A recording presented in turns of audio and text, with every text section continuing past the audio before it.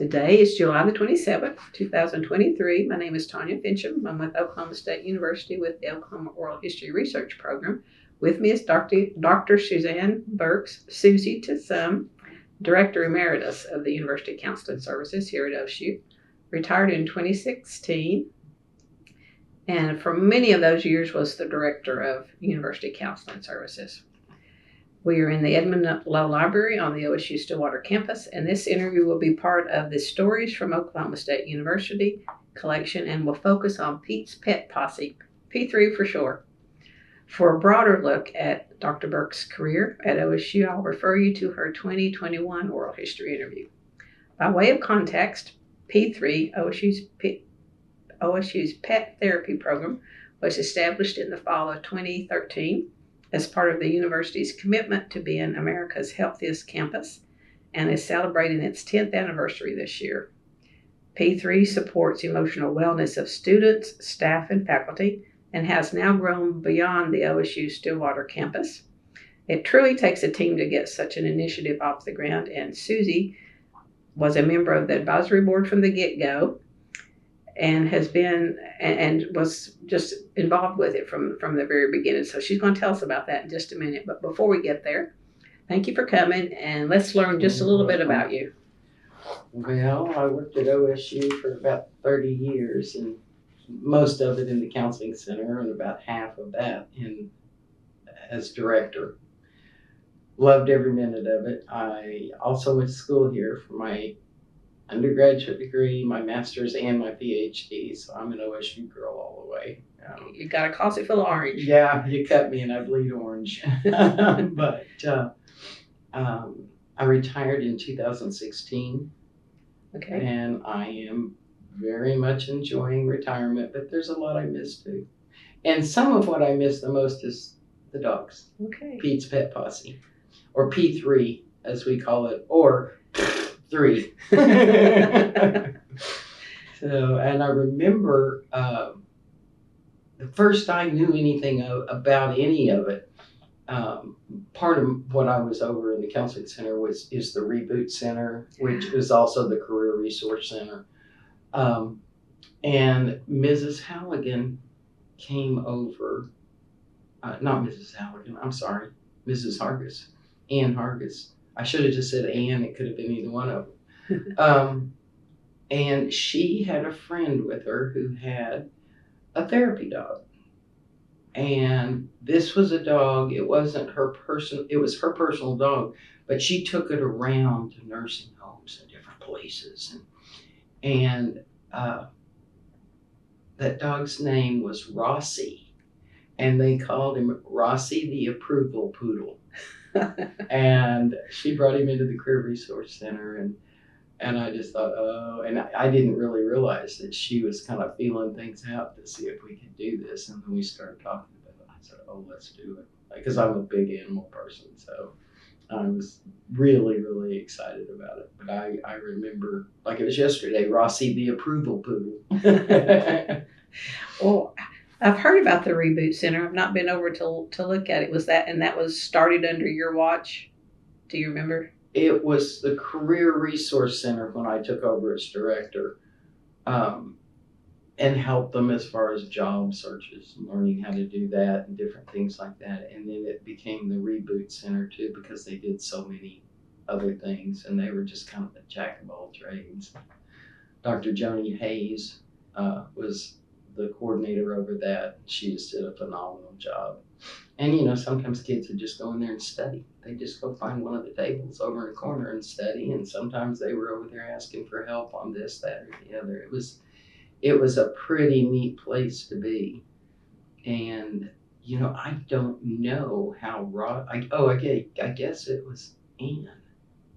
But Rossi the Approval Poodle was over there one day. They just called me and said, we're bringing a therapy dog over there. Because I love dogs. No. And from there it blossomed, huh? It really did. It really did. Mrs. Hargis, Ann Hargis and of course Kendria Cost.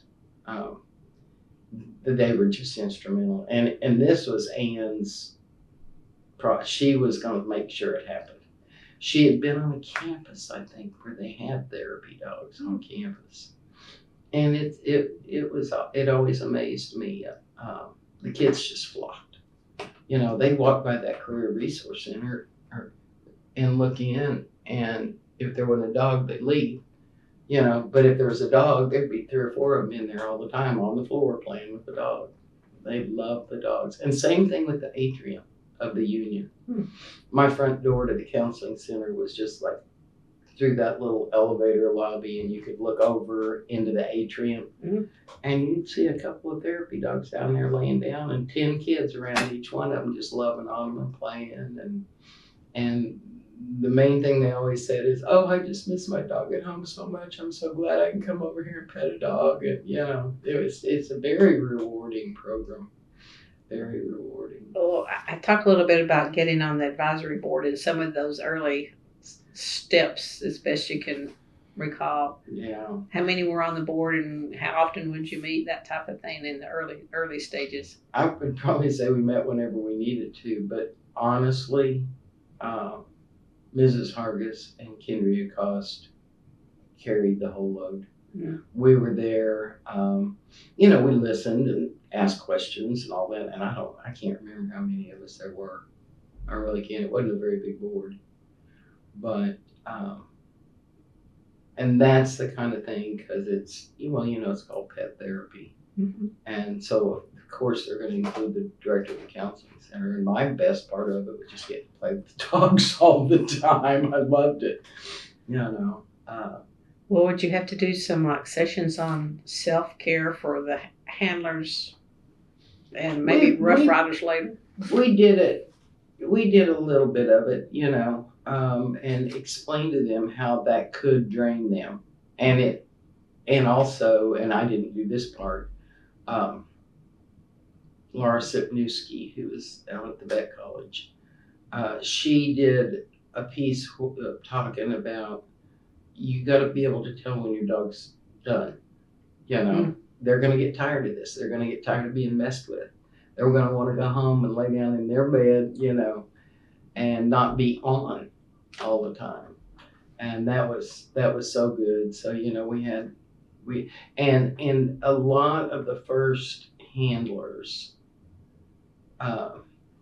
were concerned about getting somebody that was in real emotional distress. Yeah, I would have been too. Yeah. And of course, a lot of times, well, the dogs were in the Career Resource Center a lot, so I was right there down the hall. But they called me from time to time and would say, I don't know what I'm doing. This person's saying X, Y, and Z, and I can you come? And I'd go. You know, and usually we just get them hooked up at the counseling center. So it was also a really nice segue for people to come in, you know. So it's a great program. It's a great program. Were you involved in the discussion on how they came up with the name or PPP? I don't think I was. It seems logical almost, doesn't it? Yeah. Yeah, and you know, 3. But I think it's one of the best. Yeah, and they have to do it's self-funding. They have to do fundraisers for their financial side of things if they need to. Yeah. You know.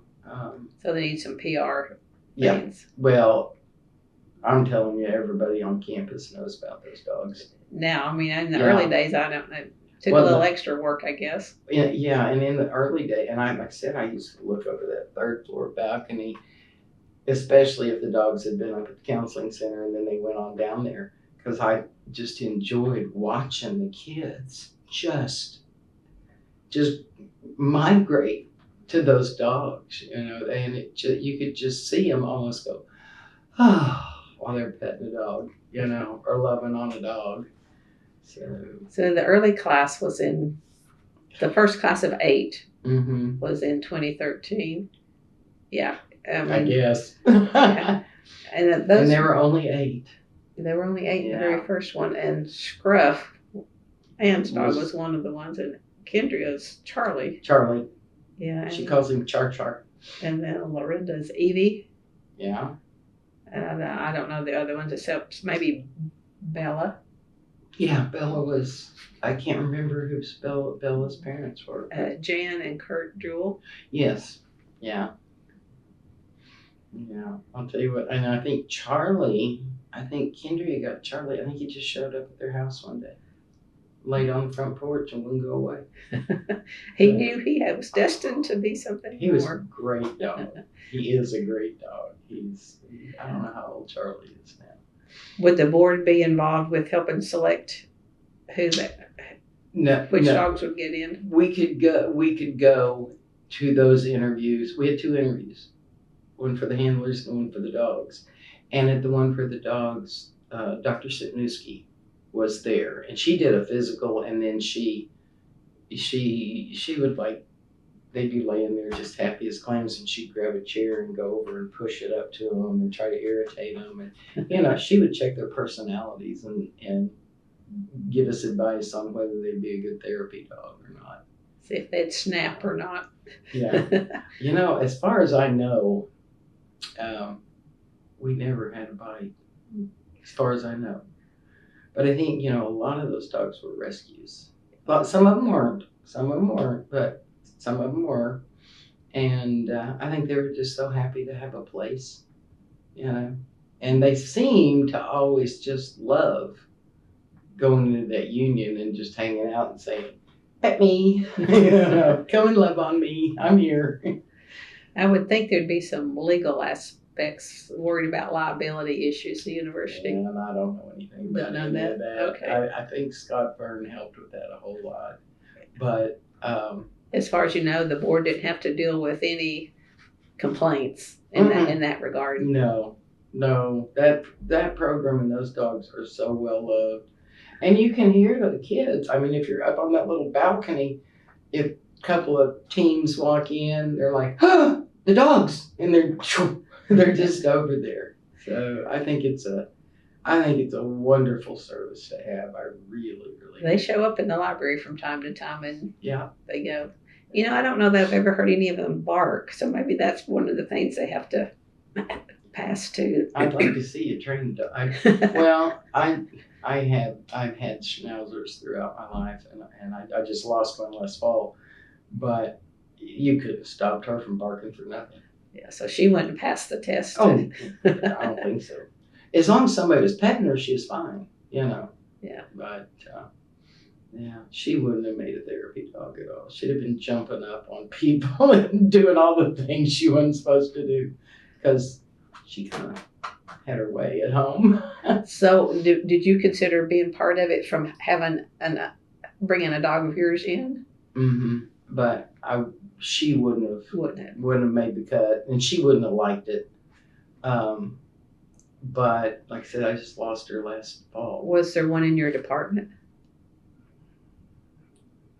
I mean, some departments have them, some don't. I don't think we had one. And probably we did, and I'm just blanking. Of course, I've been retired like 7 or 8 years now. I don't have to remember anything. You do not. Yes. But they spent a lot of time in the Career Resource Center, in the Reboot Center. Okay. They just have different time slots that they'd be in there.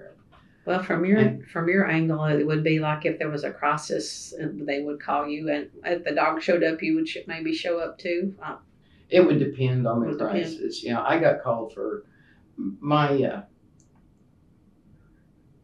this is universal across counseling centers across the nation, as far as I know. I used to go to a yearly directors conference, national directors conference, and the same thing happened in all of our, centers. We all fought the same battles, and like I said, I enjoyed crisis work a lot. And so I just called a meeting one day because they just griped, and they'd come in. They were always asking me, well, if we get called out in the middle of the night, can we come in at noon the next day? No. No, this is part of your job. And finally one day I just called a staff meeting, and I said, and cut this out of this thing that people don't need to hear this. I just said, no more on call. And they said, "Oh, did they hire it out, or are we using Grand Lake Mill Health or whatever?" I said, "No, but it's being taken care of." And it took them about a month before they figured out I was doing it all. But again, I enjoyed it. They hated it. A lot of them were young, had babies at home, and you know. Yeah. And now I think pretty much just everything goes to Grand Lake, from what I've heard. Yeah. But I don't know if that's true or not. I know. Well, I shouldn't even bring anybody else into it, but I've heard that. Well, I'm just thinking with the biggest one from 2013 to when you retired would have been the parade accident. So I'm assuming the dogs were called out. Oh yeah. After that, do you remember anything about that? No. Not you having to go to the emergency room, but from the pets. I remember pets where I was when I got the call. Yeah. Yes. And but like the next day or two, would they have, I don't know, the dogs or the center? The dogs, and Kendria is so good. She is so good at knowing where they need to be and what area or what's going on. She just really stays up. And of course, in Hargis had her thumb on the heart of the nation all the time. You know, she was such a phenomenal first lady, first cowgirl. And of course, like I said, she had scruff and all that, but she came out. They came out a lot, and they were always helpful. Yeah, the dogs. I mean, and some people don't like them at all. You know, some people don't like animals, and those people would just go someplace away, kind of, and you could see the people when they walk in, they go, "Oh," and most of them knew all the dogs' names better than I did, probably. And they probably collected the trading cards. Oh yeah. Oh yeah. Did you have a set? Oh yeah. You do. For sure. For sure. I don't know where it is now, but I've got a set. And someone mentioned a coloring book. I've not seen the coloring book. Do you recall? I don't know anything about that. So it may have been after. Maybe after my time or when I was leaving, or I mean, it was such a well-oiled and well-run machine. I don't know. Even 3 years in, I mean, if you retired in 2016, it was already, going strong at that point. And I'm sure there were some complaints every now and then. Well, I'm allergic to dogs, and that dog came into my class or whatever, But we always seemed. I'm sure Kendria handled that with the utmost. Yeah, maybe went through HR for whatever reason. Yeah. Well, there was a therapy dog in HR. Okay, that helps. Shrimmel. Oh, Lorinda. Yeah. That would have probably been Evie then. Yeah. So HR was very familiar with the program, and they were real behind it. Okay. Jamie Payne was director back then. I don't know if you remember her or not. But remember the name? Yeah. Yeah, and she was phenomenal. Just unbelievable. They moved to Tulsa, and she is the director of HR for the whole, what is it, St. Francis, the huge hospital network there. So that's what she's doing now. So initially the whole program was run out of HR, that office, because it wasn't, they didn't move into the union until I think 2021 maybe, I don't know. They have an office in the student union now. Oh, see, I don't know. You were already gone by then. I was gone. I left in 16. And they've changed the name. It's now Ann Hargis OSU Pet Therapy Center. So that's the office's name. Yeah, and it's in the student union on those. Well, it was Ann's baby. Yeah, it's her legacy. Huh? It's her legacy. It really is. Yeah. It really is. And I'm told, of course, they had scruff, and I'm told that the rumor was that Burns really didn't want a dog. He really didn't want this. Well, you know how men are sometimes. Well, he was in love with that dog. He loved scruff so much. So they were a great leadership team to bring that in, because they were very, very supportive. Yeah, I wonder if it would have even taken off the ground without her and them supporting it. I think it was the last directors meeting I went to, national meeting. I presented on the pet therapy program. And a couple of them only they said, well, we have, dogs that come on campus and this, and had some little kind of watered down version. And, when I got there where it was like, no, this is sponsored, and it's sponsored actually pretty much by the president's office, and he's very supportive. And they were like, ooh, what's your president's name? So hopefully we helped getting other pet therapy programs started around too. And I know he talked about it all the time. Yeah, and before you retired, that had already expanded to OSU Tulsa. Yeah. And then to the health center over there too, I guess. OSU Center for Health Sciences had gone there too. Yeah. I don't know if it's in Oklahoma City or not. Just recently, I think, yeah. And then the Tahlequah with the med center over there. That's the most recent, I think. I'm so detached. So it's continuing to grow, at least in Oklahoma. Yeah, that's neat. And we're one of the first.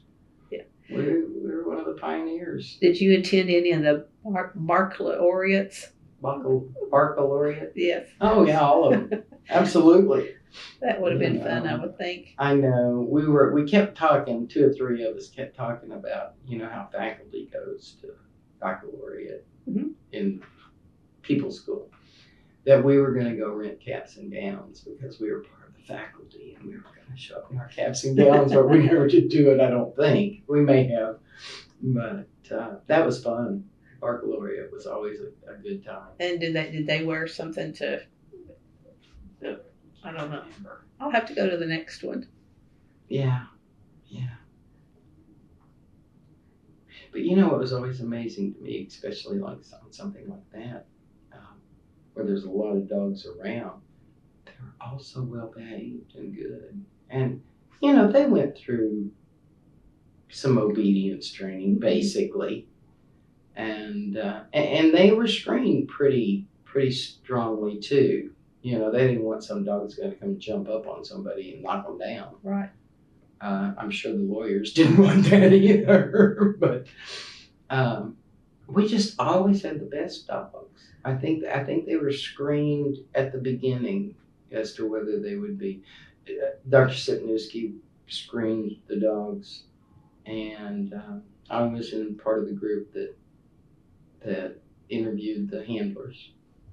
And we turned some people away because of the handlers. That was my next question. Did you have to say no to some? Oh, yeah.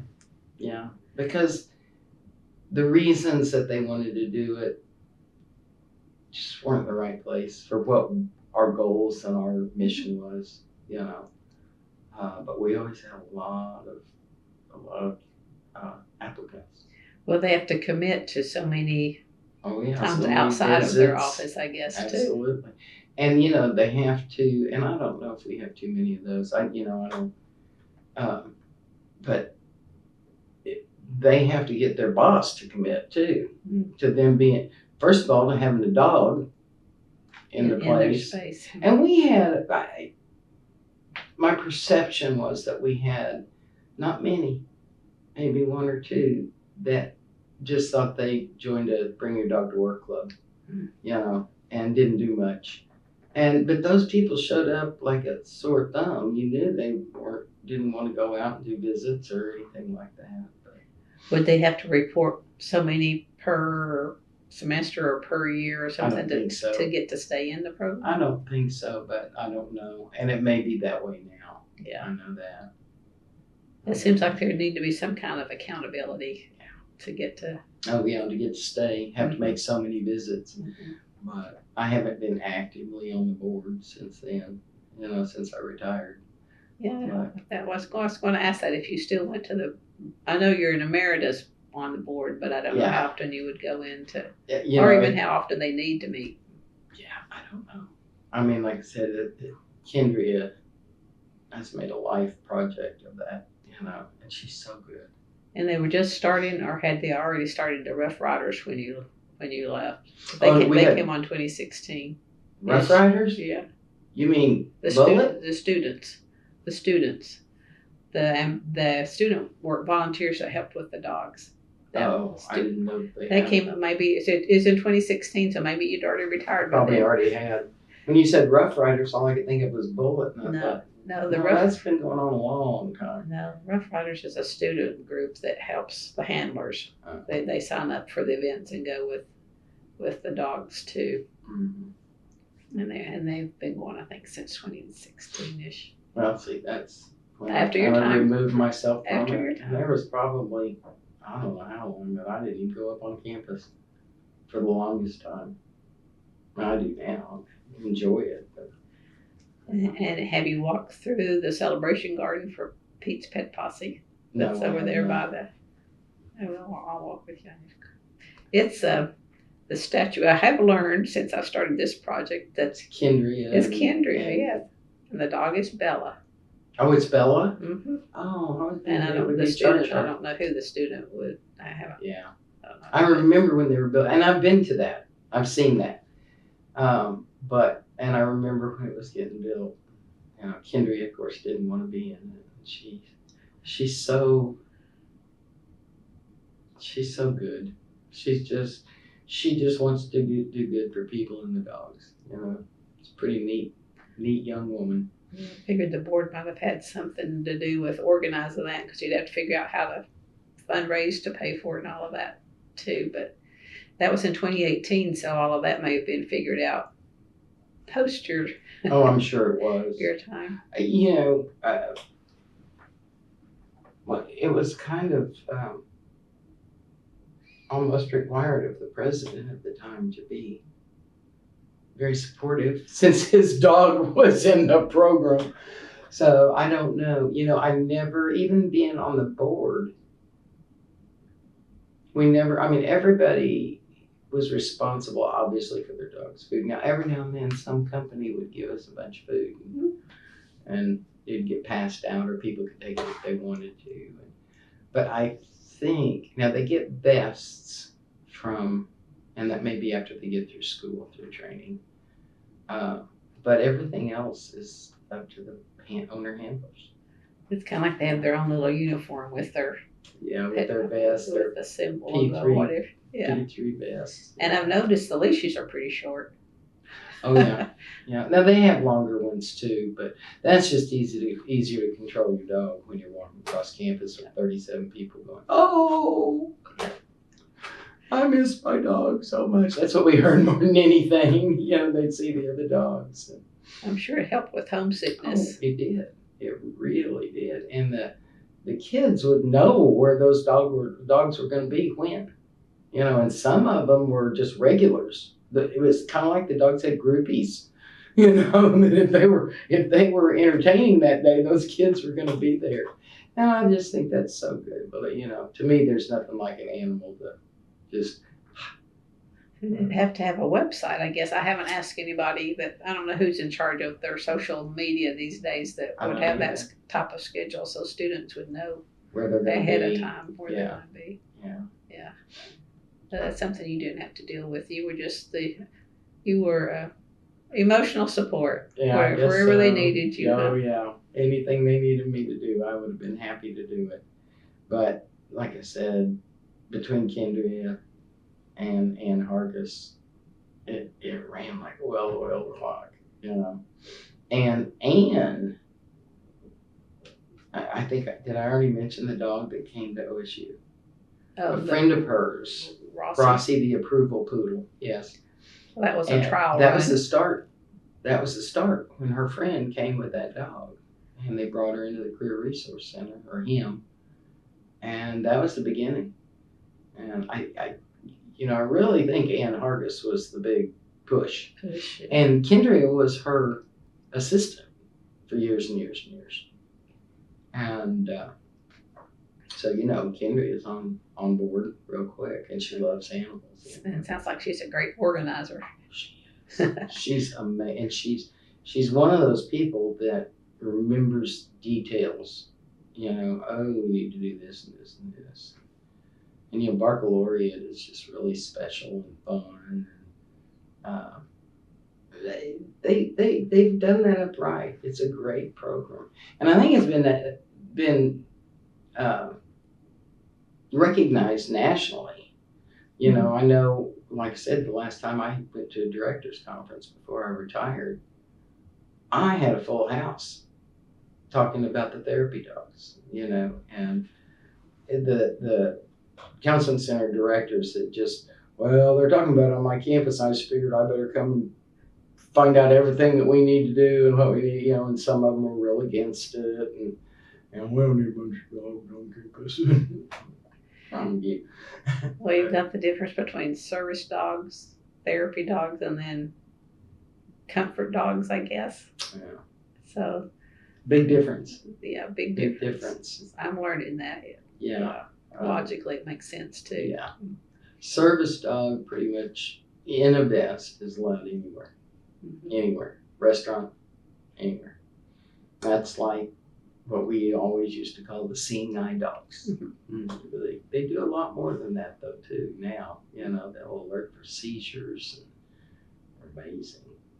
But yeah, and I don't know, I think we've got a lot of kids that come on campus now with their dog that they brought from home, and this is my therapy dog. So, you know, I don't think anybody ever questions that. I don't know. I'm not on campus enough to know anymore, but I would doubt it. And I'm assuming that's why the Pete's Pet Posse needs the recognizable, consistent absolutely thing. They need to be able to be identified. Yeah. Because they're allowed to go places that just somebody's pet that's going to class with them isn't. You know. Yeah. And I don't know. I probably should. I don't know enough about the laws or anything. I don't know if it's okay to ask someone, you know, is this a service dog? If they walk into Olive Garden with a dog, I don't know if it's okay for them to say. I would imagine that they need some kind of official designation. Order those on the internet, you know. Yeah. There's a lot. You go to Walmart and look for dogs. There's a lot of dogs in there that you know aren't service dogs or therapy dogs. They're just going to Walmart with their mommy. Well, the P3 dogs could flash out their trading card. Oh yeah, can I give him a card? Yeah, but I give Ann Hargis and Kendria all the credit. That Kendria, she's an amazing person. So, and you know, Charlie just came up to their house one day, laid at the front door. She and her husband live out on one of the lakes out over by Tulsa. And they opened the door and there he was. And I think she told me one time he made it real clear just by the way he looked at it, so he wasn't leaving. Yeah. Okay. So what are you gonna do for me now? You know. And he's the sweetest dog. And I don't know if you've met Charlie, but I have not. No. Oh, he's part German Shepherd, I'm pretty sure. I don't think she's had him DNA because it doesn't matter, but he said, well, all the dogs are just so much fun. Yeah, so this week I've seen a couple of days the photographer has been trying to get a new picture of the new class. Oh, okay. You know, one dog with their handler, and he was having trouble getting them to pose and be still. And it's hard enough to get people to do that, much less dogs. Yeah. And he's been around a while too, so he might have done the trading cards. He might have. I'm not sure. I'm not Kendria made it so easy to be on that board. Yeah. So easy. Would she be the one that does the budget too, I guess? Because you guys might have to sign off or we always vote, had say to yes sign or no off on it and stuff. Yeah. But yeah. And the Bow Wow Festival, do you remember anything about it? No, I really don't. I mean, I remember being there, but you know, it was another fundraiser of sorts. Yeah. And then I don't know for sure. We didn't discuss money a lot. You know, I think Ann took care of a lot of that. Mm-hmm. I think a lot of Ann's buddies contributed to the. Well, that helped. Yeah. Well, you know, she wasn't afraid to say, "Hey," you know, but especially in something she believed in so much. But there wasn't always a lot. That was a nice part of being on that board that you didn't really have to worry about. Oh my gosh, do we have this and this?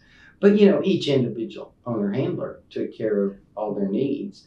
Now they got to go to the vet school, you know, for medical care and checkups and vaccines and stuff like that. And I'm pretty sure that's free of charge. Well, it was in the beginning. I don't Yeah, know. I don't I know don't know about if it now still is. since they're up to like 100, maybe 100 teams between all The schools, all the campuses. Yeah, maybe more than that now. But Yeah. Yeah. But, well, Dr. Sitnewski used to do it all out there at the vet in the school. beginning, with 8, you could manage. You could manage 8. Sure. Do you recall any with disabilities of some kind, like 3-legged or Any of the dogs? Yeah, with 3 legs or wheelchair or wheels, cart. I don't. Any special ones? I don't. There may be some Maybe, now. I don't know. Yeah. I know I've heard several of the owner handlers talk about this. Kendria, of course, being one person, Mrs. Hargis, but they've talked about how if they bring the dog to campus one day, they are totally exhausted when they get home. And because you're just on, you know, you head from here to the union and you're going to get stopped 5 or 6 times. Oh, can I pet your dog? The dogs are on and the owner handlers are too. And I've heard many of them say, boy, we just went home and crashed, both of us, you know. So it's hard work in a lot of ways. Well, it's a commitment on their part to be able to do that then. Yeah. And President Hargis was so good with Scruff. He loved Scruff so much. I don't ever remember seeing him in the cart, but I remember her driving around with Scruff in the front seat and the cart. Yeah, usually he was, I think, busy being president. Well, man, I wasn't out that much either. Yeah. I only got called out when something bad was happening. You know, nobody said, "Hey, we're having cookies and punch. You want to come over?" Yeah, thanks.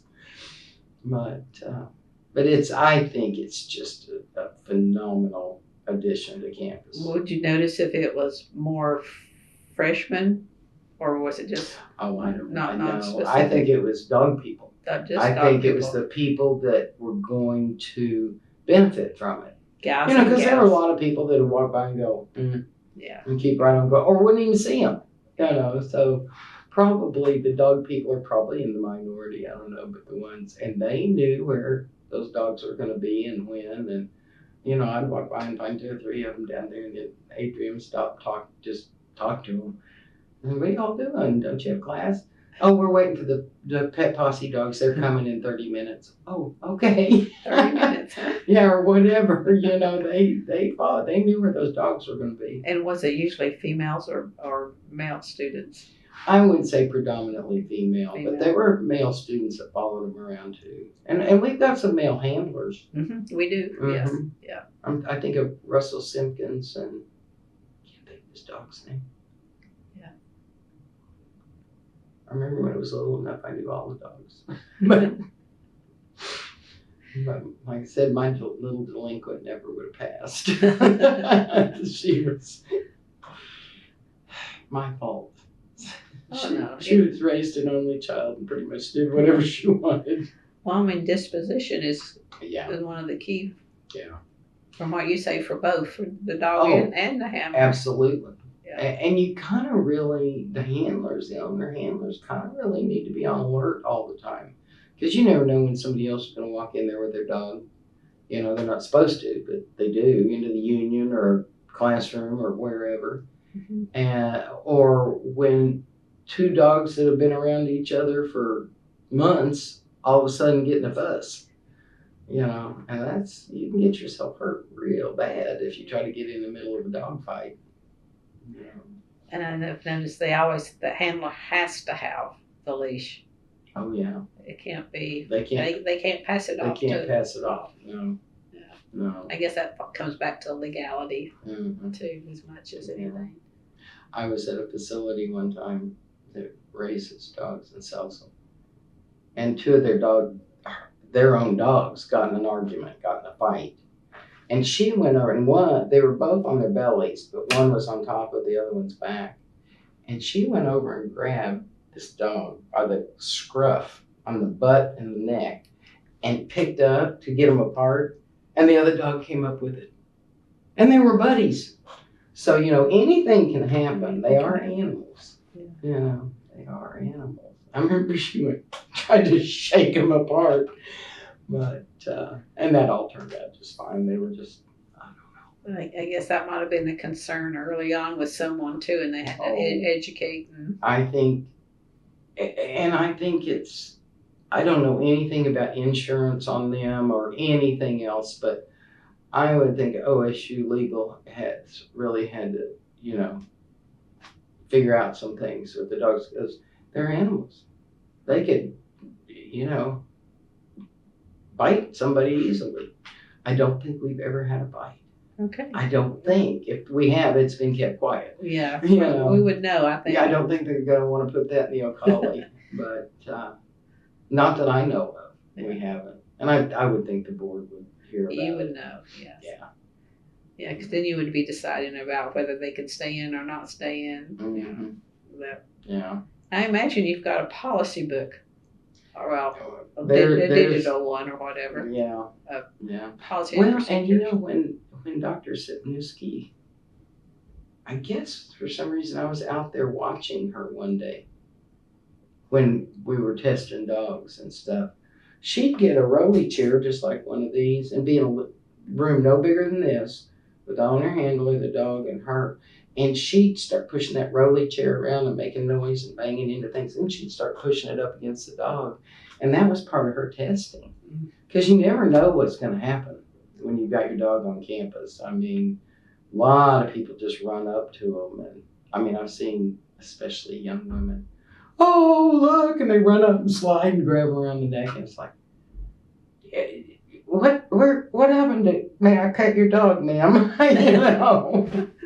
What do you not? But as far as I know, we've never had a bite or an issue at all. Yeah. If we have, I don't know about it. Yeah, one of the big events in the library this year was the Smooch-a-Pooch for Valentine's Day. And they took pictures. Oh my gosh, there were dogs and kids everywhere. Oh. Yeah, I think we may have had at least 4 dogs, one on each side of the lobby, up and then up on top too. Oh, I bet that was fun. Yeah. Well, I remember when it all first started, there were places we couldn't go. And I bet you the library was one of them. I don't know that for a fact, but I bet you there was a little bit of dogs in the library. And now they're just welcome all over campus. Kind of like food in the library early. Now you can have it. Can you have drink? Yeah. I left my coffee in the car because I pulled up and went, oh, I can't take that in the library. I'm so well trained. In the library you can. Archives no, but the archive regular you can. Well, I wonder where else on campus were they not, you think, any particular department that would where they weren't welcome. Just, I don't know. I didn't pay a whole lot of it. I think, certainly everybody tried to pay attention to people who had said, please don't come into my class or my office, I'm allergic. Right. Obviously very respectful of that. I can think of one lady in particular, and she'd come into that atrium, and she was highly allergic to pets and pet dander, fur and dander. And she'd get down on the floor and just play, and she'd start coughing just like this. And we'd be like, are you sure you're supposed to be down there? Are you sure that's okay? Oh yeah, I took some Benadryl before I came over. I mean, there are people taking medicine to be able to play with the dog. So they can't have one at home, so they got a dose at work here once in a while. Yeah. I mean, I think all dogs are therapy dogs. I just think that's naturally, they're caretakers. And they if they're treated well, they love so hard. Nobody will love you like a puppy will, like a dog will. Yeah, I think as far as buildings, ones with carpet might be the ones that would be more resistant to it because of carpet for fur. Oh. Like shed happens. Yeah. Well, I used to have German Shepherds, and they are lovingly called German Shedders. So facilities management folks might need to be in part of the conversation. I don't think so. Our dogs have to be well groomed. They have to be clean. That's part true. of the policies. Yeah. You know, and we've got some German Shepherds. Russ Simpkins has, I can't think of her name. I just lost her name, but she's always beautifully, you know, and I mean, I've never seen her leave clumps of fur on the ground. And German Shepherds do that. They'll throw a clump of fur. It's like, oh. But I've not seen. Kind of like a husky, huh? Yeah. But I mean, if they're groomed properly and groomed on a daily basis, you're going to do that. So the dog itself would probably be checked every year in order to get to continue to be in the program. Oh, I think so. Yeah. Once in, not always in. No. And you know, if there were to be an incident, the board would certainly make decisions on that. I mean, you know, if a dog ever threatened or bit somebody, I'm sure that would kind of be the end of the road. Well, when you retired, did they put someone else on the board that I don't know. would deal with? I don't know whether they do or not. So someone from who came after you in University Counseling Services, the next director. It's Trevor. So he's probably on it. Well, he's in athletics now. Okay. He didn't. That's a Kendria question, I guess. Huh? That's a Kendria question. Yeah, Trevor's in athletics. Okay. But he's, I don't know what his title is, but it's where he always wanted to be. You know, he's one of those boys that loves sports. And so he's working over in the athletic department. And I think really likes it. And I've heard that he's very well liked over there. Of course, he's such a nice man. Well, I know you worked with the police department a lot, so I wondered if there's you police and P3, if that happened any. Yeah, there were times that the police were called out. That not often. I mean, if we were going on, if the police called me out and said, "Hey, we got X, Y, and Z going on over here at the Colvin Center," we would never have called the dogs out to something like that, because if the cops are involved, there's something going on, and I mean, I wouldn't go to that by myself. I wouldn't go to that without a police officer. And I always felt really good being bossy and stuff. No, you're not going to do that. You're still back there, are you? And the dogs don't just show up; they have to be requested. Yeah. Well, unless it's some event or something out in an atrium or whatever. Yeah. Okay. But they have to be invited. Like if the sorority or fraternity lost a member for a car accident or something like that. I remember being at one of the sororities, and they had lost a member to a car accident, and the dogs showed up. They just came. They're phenomenal for grief. You know, they're so good for grief, and they just, I don't know, my opinion, they just pick up on the atmosphere, and they know what people need. It's an unexplained magic, isn't it? It really is. And, you know, I've seen those posse dogs. I had some people that worked for me at the counseling center didn't like dogs at all, didn't want to be around them, didn't want them on one of their calls if they had to go out. And the dogs knew it. They would just stay away from it. They can tell whether you like them or not. Of course, then there's the idiots like me that go, "Oh, a dog!" And I'm on the floor going, "Come here, baby." You know, but I had several staff members that didn't care at all about going out where the dogs were going to be. So, and we usually, if it was going to be like in the union or someplace where there are a lot of people together, I had tried to have somebody down there. Because, you know, if somebody was petting a dog and then just fell apart, those owner handlers aren't trained to handle that. We'd talk about it some when they would get in the program, and I'd usually talk to them. So if they're thank goodness for cell phones, they could call and say, or can you come quick? Yeah, or walk the person to you. Yeah. Oh yeah. And that happened, you know. That kind of stuff. But that happened every day. Dogs are not on campus, you know, or I'd get called out and some nervous geology teacher would say, I've got this person that said through the first 3 classes I've taught this morning and they won't go. They won't leave. Can you come over? Yeah. And, you know, then you ask them, did you try to talk to them? No.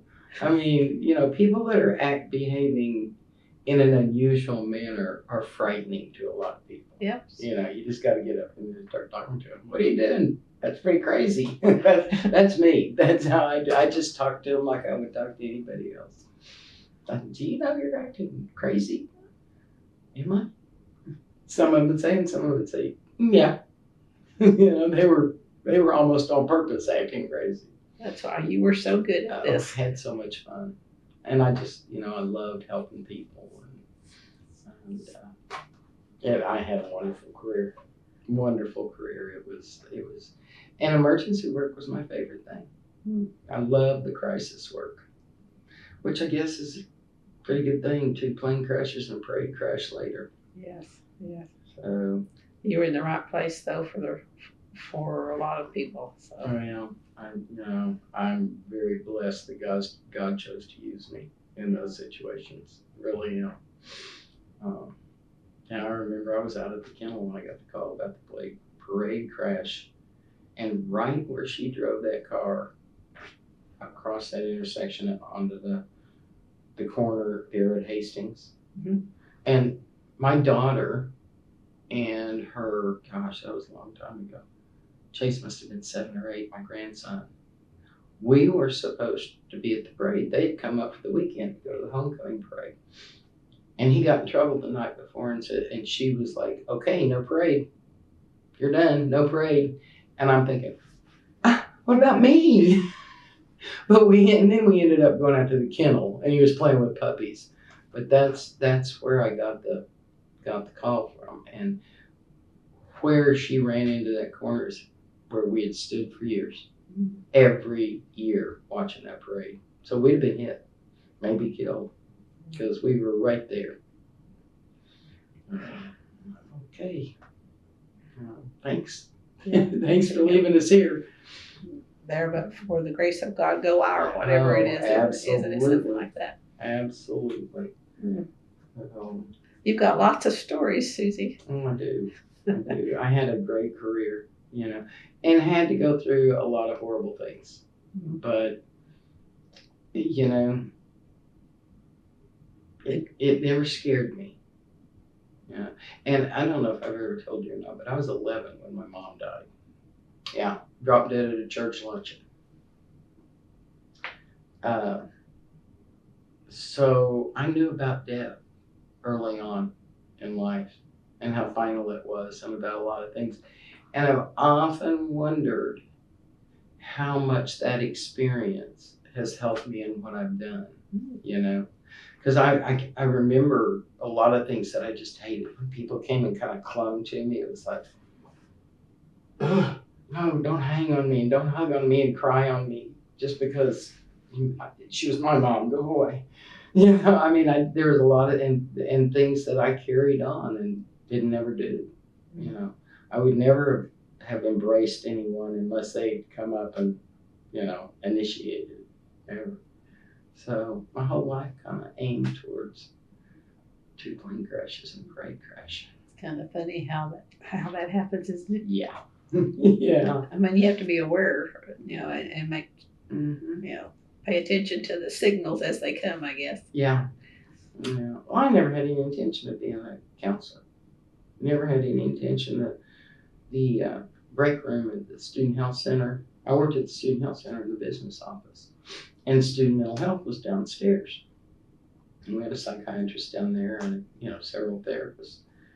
And the break room was down there, so I'd go down and sit. And back then you could smoke. Which that break room was just like a bar. And of course the non-smokers didn't ever go down there, so we didn't even have to listen to them gripe. But I remember sitting there one day with Sherry Maxwell, who was the director of the student mental health. And she said, when are you going to go back to school and start getting paid for what you do anyway? I said, what are you talking about? She said, well, everybody that comes in here sits down at your table and starts pouring their heart out to you. And I was like, hey.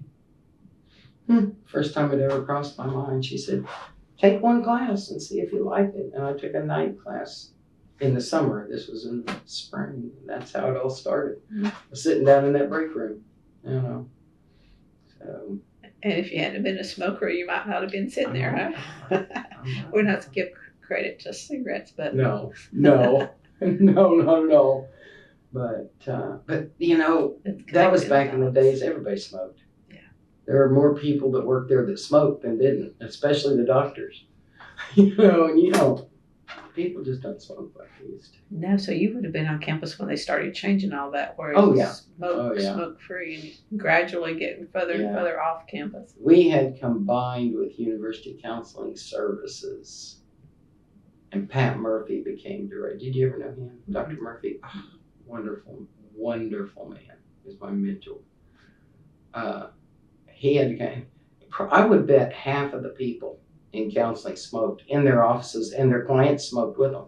Mm-hmm. You know, I think there was a policy that if your client didn't smoke, you had to ask them if it was okay if you wanted to smoke. I mean, it was a long time ago.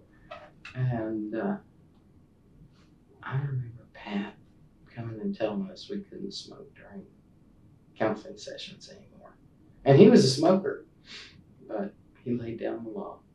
And where would you have to go to get? We would go out on the loading dock with the student union.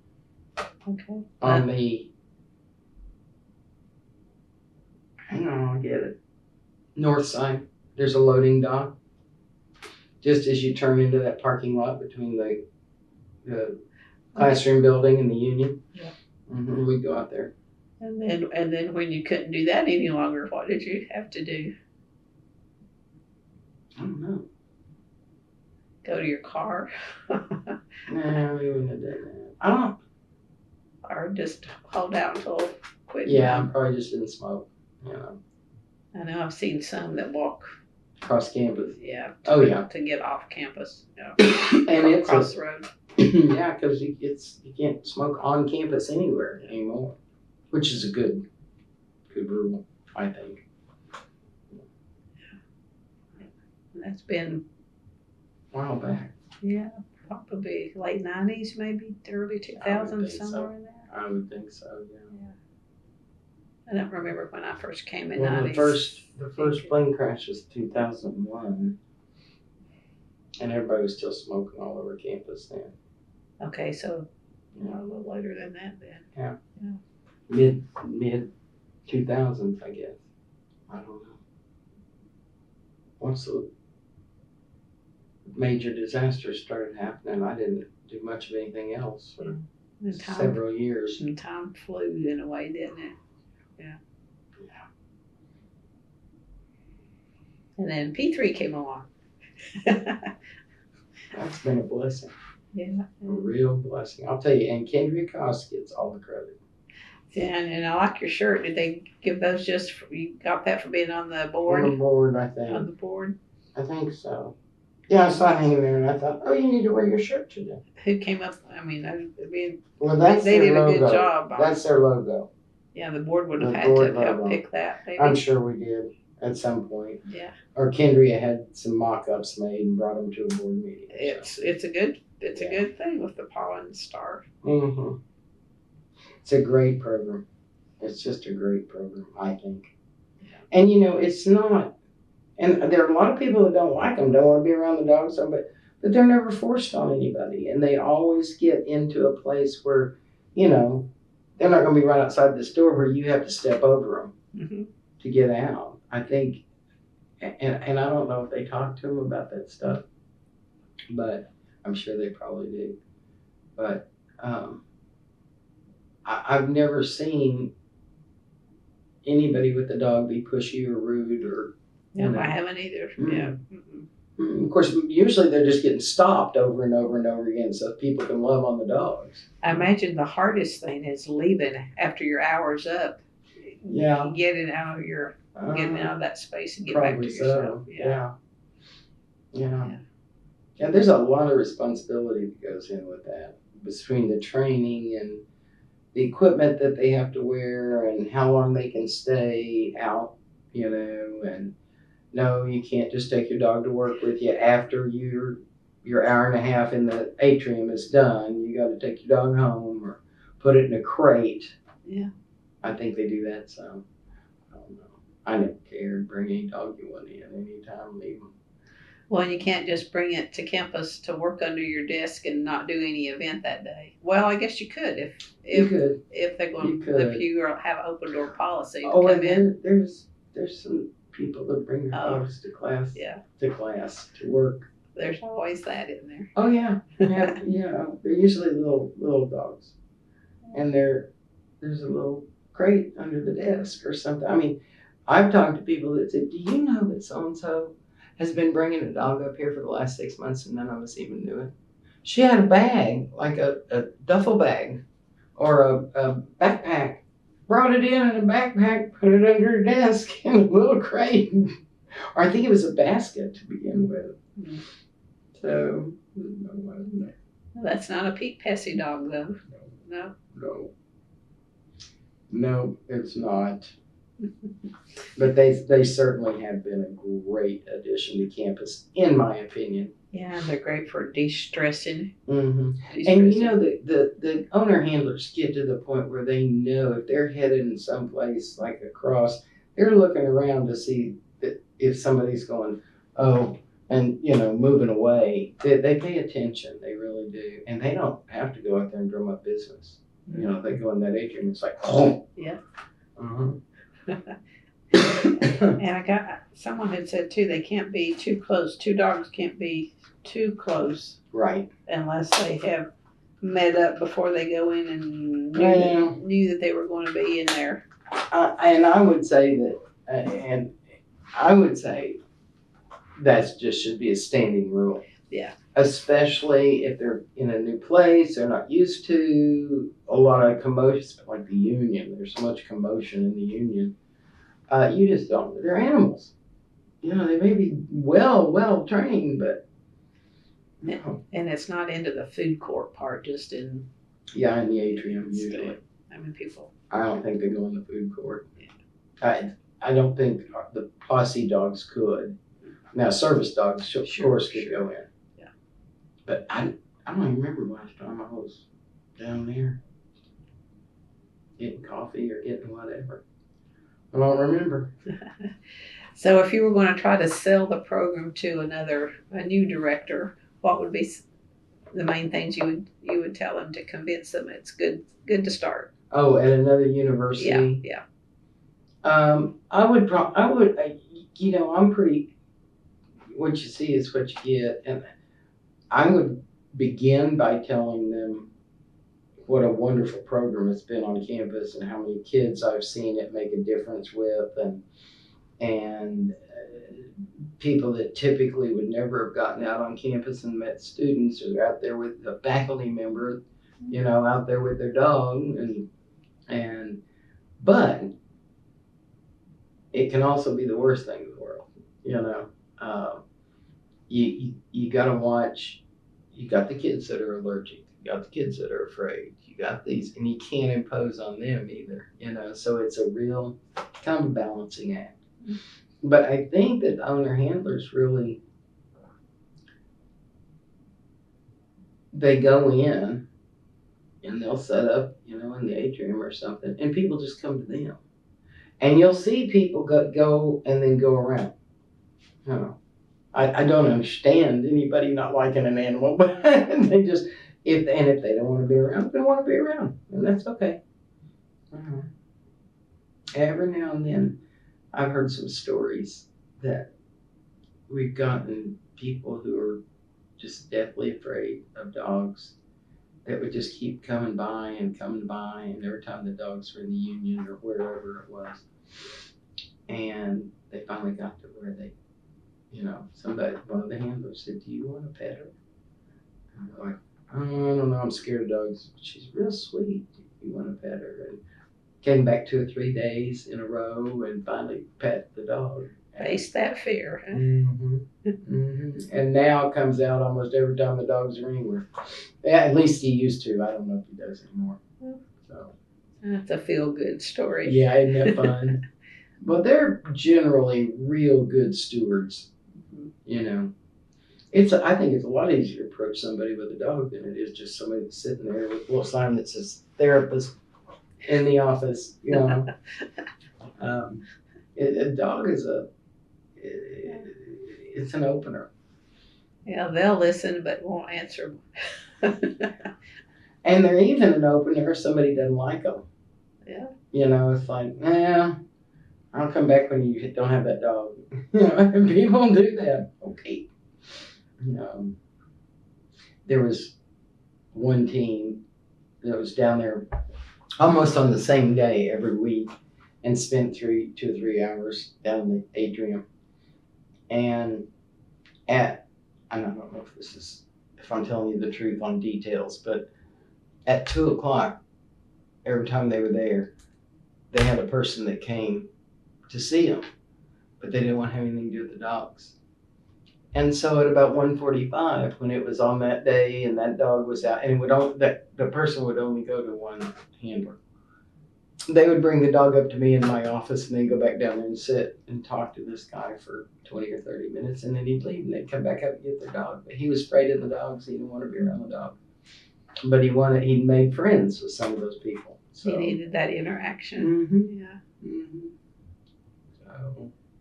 Just things the ordinary person doesn't think about, and a connection on a campus is a great thing to have. Oh, absolutely. Even if it's just somebody that you pass on the quad and go, hey, how are you? Mm-hmm. It's like. Well, we're supposed to have the friendliest campus in the nation. Yeah. Howdy, howdy. I think we do. I think we have one of them. I mean, I've been on a lot of friendly campuses over the years. Well, when I was working, and I used to be on the board for the accrediting agency for counseling centers. So I traveled to a lot of different campuses, and I think we're one of the friendliest. I really do. But I'm very prejudiced too. Yeah. Your blood's orange. Get a knife and it's gonna bleed orange. I fit right in with all these orange chairs. You do. I love that. That's the prettiest orange. Well, are there any other memories that float to the top where P3 is concerned? I don't think so. But if I know me, something will come this afternoon or tomorrow or something, and I'll call you. Okay. Let me go ahead and say, hey, remember me? Yeah, we can add it too. Yeah. Just. Great program, but did you think it was going to last 10 years when they first started it? Did you have an inkling? No. I don't think I thought about it one way or the other. I was just so excited to have it. I don't think it ever crossed my mind that it wouldn't work. Yeah. Or that it wouldn't be there in 5 years or 10 years. And it's just gotten bigger and stronger. So each year the board didn't stop and think, okay, are we going to keep doing this? No, I never heard. No. I think pretty much everybody was, let's go, let's do this. Everybody's so excited. I guess the bigger question would be what's going to happen when the Hargis is retired, when they chose to retire, because that would change a few things. So that might have been a discussion around the board at that time. Yeah, I don't know. And I don't know how President Trump. I don't know how Casey feels about it. Well, there's a dog in that office, so at least she's okay with that. Because outside the door, there's a sign that says "dog in" or whatever the name's in. Person is in. So is it hers? I don't think so. Yeah. But if the dog was already there when she became president, I mean, what a way to make yourself disliked real quick. It's like, get that dog out of here. Well, I would think from the physician standpoint, from the therapist, emotional health and all that's part of being a holistic osteopathic medicine background. Yeah.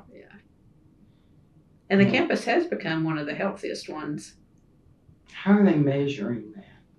I don't know. You tell me. I don't have a clue. I mean, I don't know if the counseling center is busier or not as busy as it used to be. I don't know what the student health center is doing. I don't know. I don't know. But I know we claim we were one of the healthiest campuses. And we were certified healthiest for Oklahoma.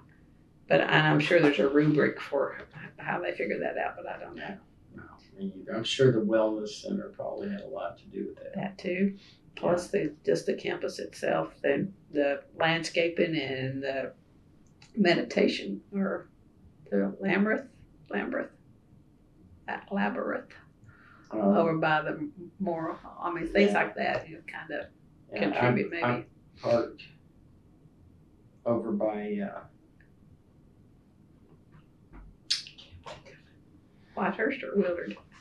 On the other side of Whitehurst, towards Washington Street. I parked up there in a lot, and I just slowed down walking over here because campus is so pretty right now. It's just beautiful. Yeah, that's part of it. It's the tree campus and pollinators and all that stuff. Well, we are an A&M college. we are supposed to know a little bit about growing that stuff. So that is true. But I just think we have such a pretty campus. I decided to come up here in high school. I came up here, I was real involved in journalism in high school, and I came up here for a conference or something for high school kids. And then about a month later, I went to one down at OU, and I just loved this campus and the people, and I hated OU. And I didn't have any preference one way or the other. I didn't care growing up, with my eyes watering today. But it took one visit to each place to know where I wanted to be. People are friendly here. They'd say hello to you on the sidewalk. Can I help you find something?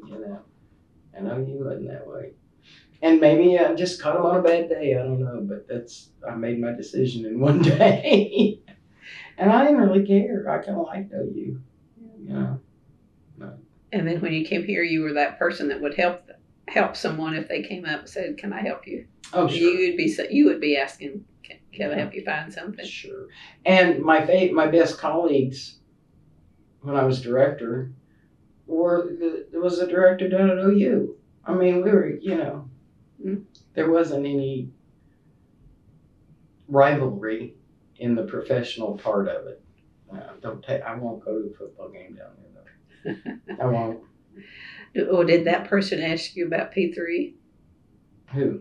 The counterpart at OU for counseling services. Oh, I've been retired 7 or 8 years now, so I haven't. No, but when you were here, because P3 wasn't 3 years in, maybe they didn't. Maybe they were just waiting to see.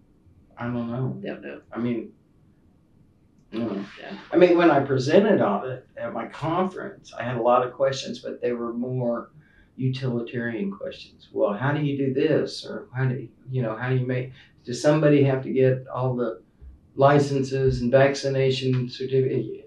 It was all more utilitarian rather than, But I don't even know if they were there that year. Because the guy that was my good friend down at OU, he left and went somewhere else. Okay. He was smart. No, OU's okay, except in football.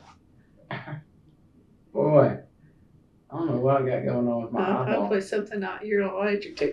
Well, I have covered my questions. If there's something else you think we need to add, I don't think so. We can do it. We've talked about reboot. We've talked about a lot. Magic of the puppies. Yeah. Yeah, and 10 years in, they're still going and no end in sight at this point. And the kids look for them. They look for them. Yeah. They're part of our culture now. I imagine there's some that choose OSU just because of. They might. I don't know. I don't know either. That'd be a good question for Kendria because she'd know, I bet. Yeah, they do surveys every once in a while, so you wonder if that's a part of it. If that's a part of what brought them up here. Mm-hmm. It would have been me. Or at least it could help, if you were just one or two even, it could have helped it a little bit. They got dogs up there on campus. wearing OSU tartan vests and Yeah. Of course, I am just a little bit prejudiced, but I think this is just a 30-year career you would be. Yes. Love this place. Love it. From the minute I walked onto campus at 18 years old, then it was freedom. That's what it meant then, was freedom. Mm-hmm. But I've learned to love it for a lot of different reasons. Yeah. Well, it loved you too, I think. Oh, yeah. Yeah. I've heard all kinds of stories about Susie. Oh, gosh. Good. Were any of them any good? All good. Well, I had a real fan with Dr. Halligan. Yep. I still can't call him Jim. Susie, when are you going to start calling me Jim? Probably never. But he used to, and please don't publish this anywhere. But I'll tell you because I trust you. Well, let's stop it before you tell me then. Okay, stop it. Okay.